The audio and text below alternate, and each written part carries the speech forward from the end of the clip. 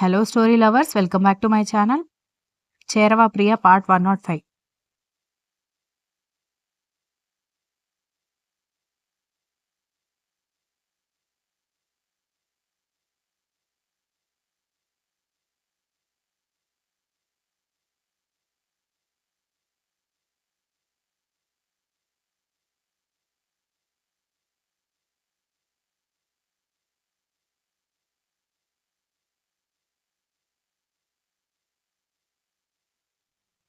కడుపుతో ఉంది కదరా! ఈ టైంలో వాళ్ళలాగే చేస్తారు. అది కావాలి, ఇది కావాలి, ఇది తినాలనుంది, అది తినాలనుంది అంటారు. కానీ తెచ్చాక 2, 3 ముద్దల కంటే ఎక్కువగా తినలేరు. వాళ్ళకి లోపల హార్మోనల్ చేంజెస్ అలా జరుగుతూ ఉంటాయి. తినాలనిపించింది కాసేపటికి తినాలని అనిపించదు. దాని స్మెల్, అది చేసే విధానం కూడా తినబుద్ధి కాకపోవడానికి ఒక రీజన్. 5థ్ మంత్ అయిపోయే వరకు ఇలాగే ఉంటుంది. ఆ తర్వాత వద్దన్నా కూడా తింటూనే ఉంటారు. అందుకే నెలలు నిండే కొద్దీ లావవుతారు అని రఘురాం చెప్పడంతో నాన్నమ్మ కూడా అదే అంటోంది అనగానే, అమ్మాయి ఏం చేస్తుంది? పడుకుందా? అనగానే తను టైమ్ టు టైమ్ హెల్తీగా ఉండాలి అంటే అన్నీ టైమ్ టు టైమ్ జరగాలి కదా! అందుకే నిద్రపుచ్చి వచ్చాను అన్నాడు.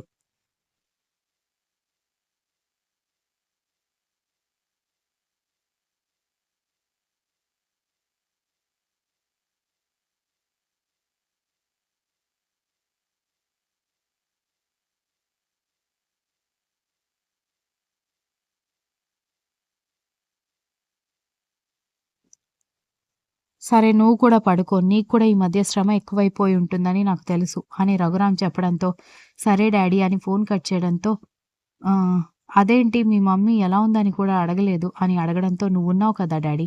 మమ్మీ బాగానే ఉంటుందని చెప్పి విజ్జు ఫోన్ కట్ చేయడంతో, నా గురించి అడగలేదు కదా వాడు అని జానకి అనడంతో, నువ్వు ఫోన్ చేసి వాళ్ళ బాగోగులు అడిగితేనే కదా వాళ్ళు నీ గురించి అడగడానికి అనగానే, అంటే కోపంగా ఉంది, మా అమ్మని కూల్ చేయాలని కూడా లేదు. ఇప్పుడు కూడా నేను ఫోన్ చేసి మాట్లాడితే వాళ్ళు నాతో మాట్లాడతారా? అని అడిగింది జానకి కోపంగా.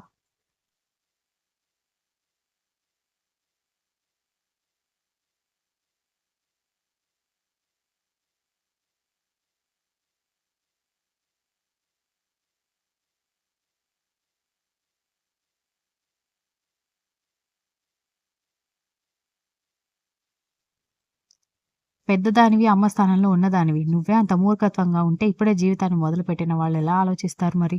అని రఘురాం అనగానే, మీరు నాకు తప్ప ప్రపంచంలో అందరికీ సపోర్ట్ చేయండి అని జానకి వెటకారంగా అనగానే, ప్రపంచం మొత్తం నేనెక్కడ సపోర్ట్ చేశాను?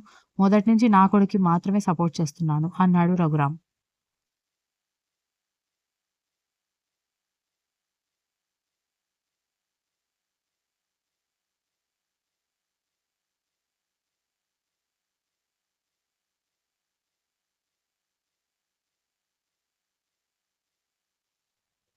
మీ కొడుకు మీకు చెప్పకుండా వెళ్ళిపోయి పెళ్లి చేసుకున్నాడంటే మీకు అవమానకరం కాదా? అందుకని నాకు కోపమొచ్చింది.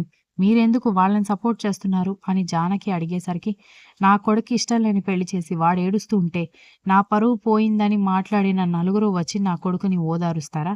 లేదు గదా! నా కొడుకే బాధపడాలి. వాళ్ళందరికీ నా కొడుకు బాధ అవసరం లేదు. నా పరువు మాత్రమే ముఖ్యమనే వాళ్ళు నాకు అవసరం లేదు. నాకు నా కొడుకు సంతోషం మాత్రమే ముఖ్యం అన్నాడు రఘురాం.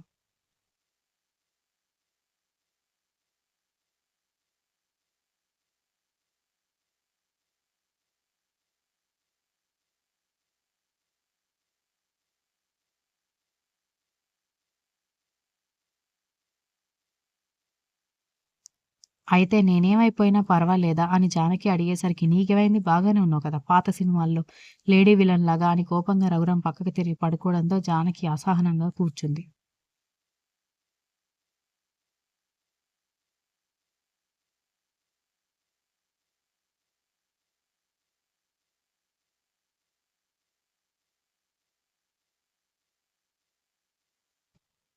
Another 3 months. నా వల్ల కాదు. ఇంక కూర్చోలేను నేను. పద ఇంటికి వెళ్దాం అనగానే, అందుకే చెప్పాను. ఇబ్బంది పడుతున్నావంటే వినిపించుకోకుండా గుడికి వచ్చామని విజ్జు నెమ్మదిగా ఆమెని లేపి నిలబెట్టాడు. కానీ అప్పటికే కాళ్ళు వాపులు రావడంతో 2 చేతుల్లో ఎత్తుకోవడంతో, ఏమైంది బాబు అని పూజారి గారు అడిగేసరికి, నెలలు నిండుతున్నాయి కదా! కాళ్ళు బాగా వాపులొస్తున్నాయి. కూర్చుంటే నడుం నొప్పి, నిలబడితే కాళ్ళు వాపులు అని విజ్జు చెప్పడంతో, ఇప్పుడు అలాగే ఉంటుంది బాబు. ఒక్కసారి డెలివరీ అయిపోయిన తర్వాత ఇన్ని రోజులు పడిన కష్టమంతా దూది పింజలాగా అనిపిస్తుంది అని అన్నారు పూజారి గారు.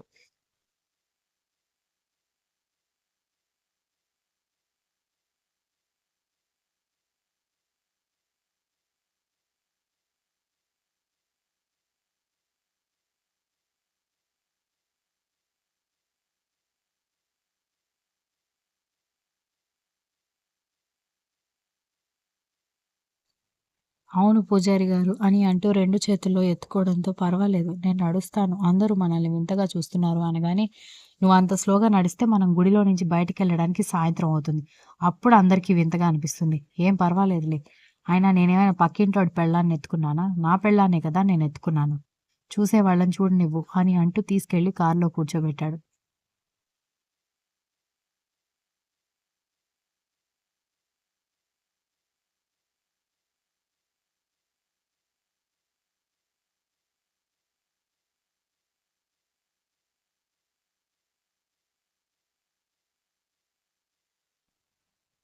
చెప్పిన మాట వినిపించుకోకదా మొండివాడివి అని ఐశ్వర్య అంటూ ఉంటే, నీ దగ్గరే నేర్చుకున్నానా మొండితనం అని విజ్జు వెటకారంగా అనగా, అవునను. నన్ను పెళ్లి చేసుకునే వరకు పాపం పిల్లాడు చాలా అమాయకుడు. అందుకే దొంగతనంగా ఇంట్లోకొచ్చేవాడు.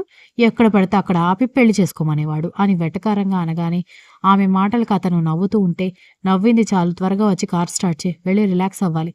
తల బాగా తిరుగుతోంది అనగానే వెళ్లి కార్ స్టార్ట్ చేశాడు.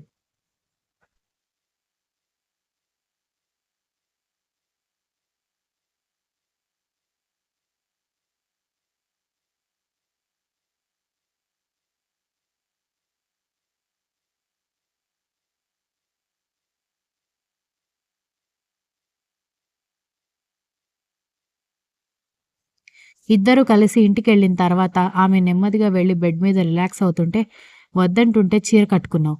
ముందు డ్రెస్ మార్చుకో అని చెప్పడంతో ఓపిక లేదు విజ్జు అని చెప్పేసరికి నువ్వు గనక మార్చుకోలేదనుకో నేను మారుస్తాను అంటుంటే అనగానే వద్దులే అప్పుడు నీకు మైండ్ కూడా చేంజ్ అవుతుంది అని చెప్పడంతో విజ్జు నవ్వుకుంటూ ఉంటే అతని వైపు కోపంగా చూస్తూ ఫ్రెష్ అవ్వడానికి వెళ్ళిపోయింది.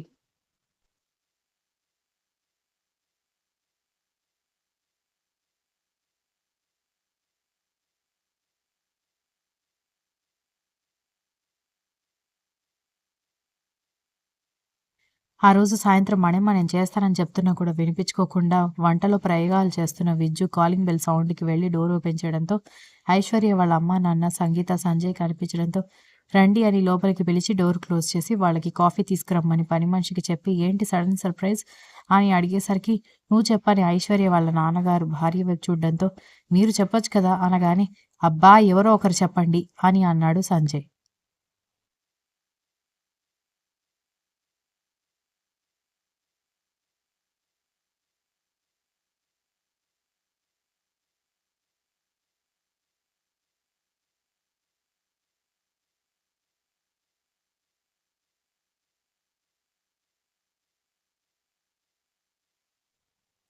అసలింతకీ ఏం చెప్పాలనుకుంటున్నారో చెప్పండి. ఎందుకీ సస్పెన్స్ అని అడిగేసరికి మరేం లేదు బాబు.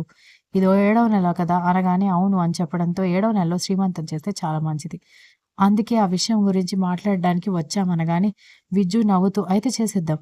ఇందులో మీరు మొహమాట పడాల్సిందేముంది? ఈ మాట చెప్పడానికా? ఇందాకటి నుంచి ఇద్దరు నువ్వు చెప్పు అంటే నువ్వు చెప్పు అని అనుకుంటున్నారు అనగానే అది కాదు బాబు. నడుము నొప్పి, కాళ్ళ వాపులతో బాధపడుతోంది కదా!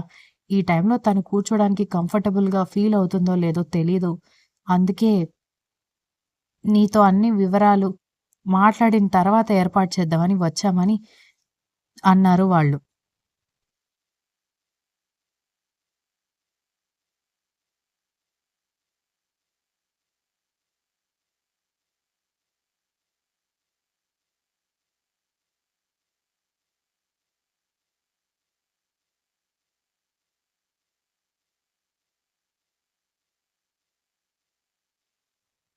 మనకెన్ని ప్రాబ్లమ్స్ ఉన్నా ఆచారాలు ఫాలో అవ్వాల్సిందే కదా!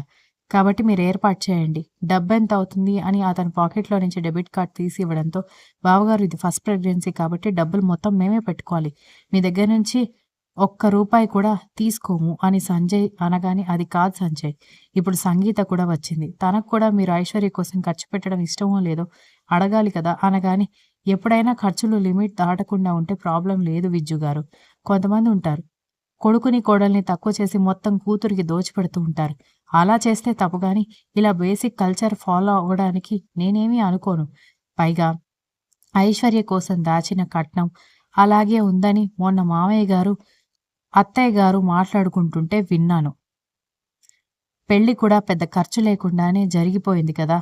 అదైనా సరే ఇక్కడ చెల్లబెట్టాలి కదా! అని సంగీత అనగానే నిజమే కదా! అని అన్నాడు సంజయ్.